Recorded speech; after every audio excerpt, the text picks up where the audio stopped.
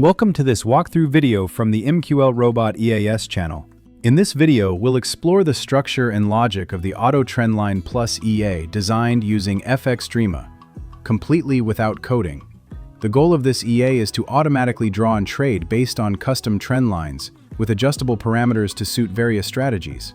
It's built for traders who want to combine price action with automated execution. How it works.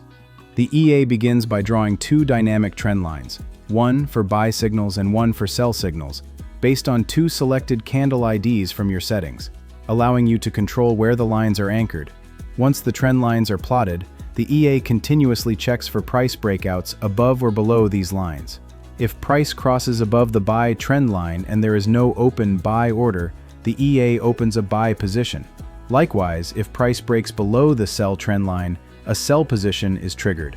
You can enable or disable live trading via the open order mode setting, keeping full control over automation. Customizable inputs. This EA provides several adjustable parameters including lot size, stop loss, and take profit in pips, candle IDs to define the trendline anchor points, trendline names, buy and sell, trade mode switch, auto or manual. These variables make the EA flexible and adaptable to different market conditions or testing scenarios.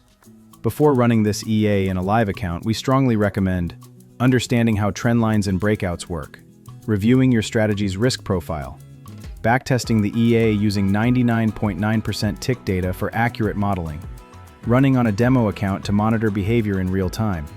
This EA is a tool, and like any tool, it performs best when paired with your knowledge and market insight. Want the EA? You can get the Mqlrobot EAS, TrendLine Plus EA from the link below, mqlrobot.com. Subscribe for more no-code EA builds using FXdreema, and don't forget to check out the full playlist on Build a Forex EA Robot, No Code FXdreema. Thanks for watching and see you in the next one.